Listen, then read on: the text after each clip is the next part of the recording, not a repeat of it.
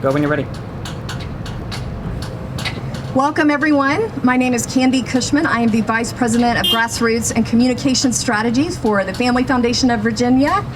Thank you for joining us for today's Protect Every Kid press conference. I am excited to be joined today by Josh Hetzler, our legal counsel from the Founding Freedoms Law Center, as well as parents who represent the concerns of many families here in Russell County and community leaders as well who are very concerned about the policies coming down from the Department of Education. Let me just start things off by explaining that Family Foundation recently launched our Protect Every Kid initiative as a movement to stand behind parents and school board members like the ones you'll hear today who have a heart for speaking up for the physical safety, hearts, and minds of their children at school. The families represented here have been seriously disturbed by attempts to mandate a one-size-fits-all, Richmond-based policy onto their local community in a way that completely disregards the unique needs and sensitivities of this county. The policy I'm referring to is the Virginia Department of Education's treatment of transgender student guidelines. Let me be clear at the outset that we all agree that every student, without exception, should be protected from harm and harassment. And the school district and the state of Virginia have very strong anti-bullying policies to address that. But this new policy goes way beyond bullying prevention and crosses the line into a mandated promotion of a form of political activism that actually creates more risk for students, not less. And school boards like the one here in Russell County are being high-pressured to rush through adoption of this concerning policy.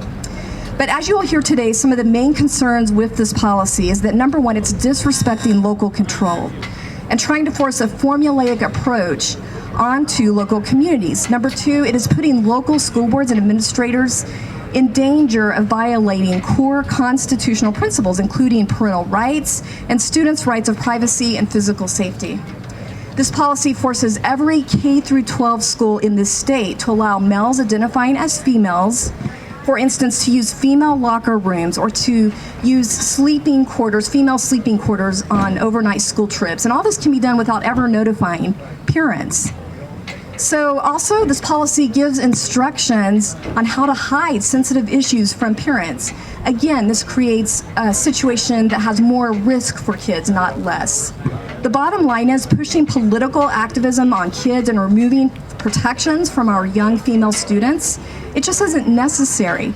We can protect every kid without doing that. It is possible to find compassionate ways to protect every child equally and fairly without sacrificing some kids' safety on the altar of political agendas. At this time, I'd like to invite our legal counsel, Josh Hetzler with the Founding Freedoms Law Center, to give us an update on a lawsuit recently filed against the Department of Education regarding this policy, and just to share his overall legal perspective on this issue. Josh. Thank you, Candy. Well, good afternoon. As Candy said, I'm Josh Hetzler, legal counsel with the Founding Freedoms Law Center. Earlier this year, we filed a lawsuit challenging the Department of Education's model policies for the treatment of transgender students after the department failed to follow the basic procedures required by law, and because the policies themselves violated various state and federal laws, including infringing upon numerous fundamental rights of students, parents, and teachers. Because of how legally problematic the VDOE's model policies are, not to mention the likelihood of tangible harms they will allow to students' bodily privacy, safety, and dignity in private spaces, and to parental rights, school boards simply cannot adopt policies consistent with the existing model policies. That is why we are recommending to school boards that they take one of two actions. At a minimum, they should take no action on these policies, at least until the legal process comes to a resolution. We have a court hearing on July 21st in Lynchburg Circuit Court for a preliminary injunction to suspend the VDOE model policies until the department goes back and corrects its procedural and legal errors. And we fully expect to prevail in our request. Or, alternatively, school boards should implement policies that are indeed more comprehensive than the model policies, as the originating statute permits them to do, by passing common sense policies that actually ensure that all students are protected and respected, which the VDOE policies clearly fail to do. The VDOE model policies will harm many students for the sake of a select few by sacrificing their privacy and safety, compelling their speech, and violating their religious convictions.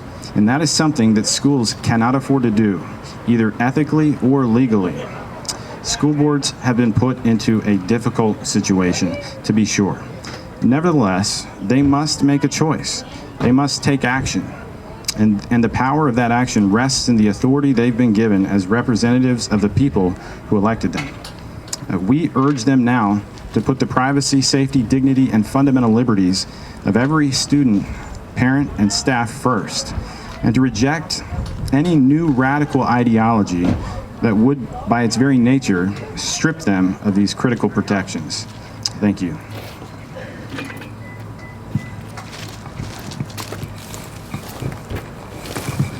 Next, I'd like to invite Bob Gibson, a Russell County School Board member and father of 3 in the local public schools. Thank you, Bob.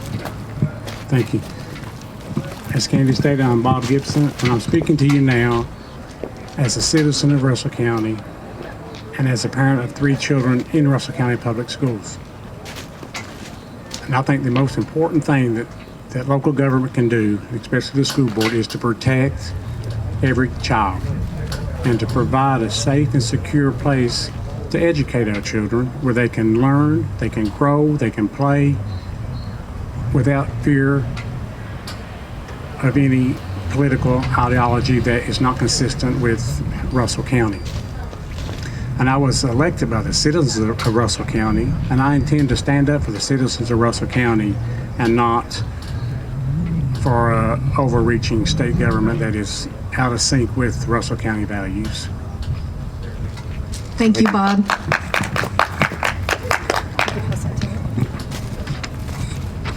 We also have with us today Amanda Hale, who has a preschooler that will soon be in the public school system. Amanda, please share with us your perspective. Thank you. Thanks, Candy. As a mother of a daughter that is preschool age that will soon enter the public school system, I am concerned about the Virginia Department of Education policies' lack of safety for all children and the infringement of parental rights. This policy irresponsibly takes my parental rights and outlines how to deceive parents about their own children. The policy is a K-12 policy, and due to the lack of appropriate regulation and monitoring, this jeopardizes a child's physical and emotional risk.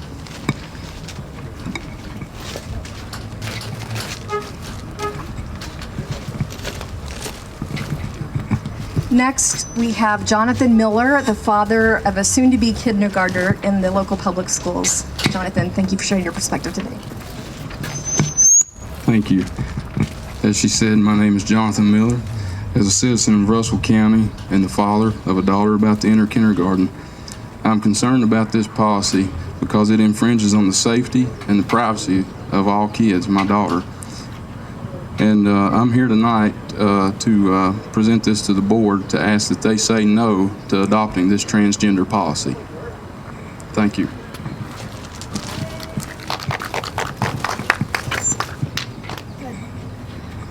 You'll hit off on there.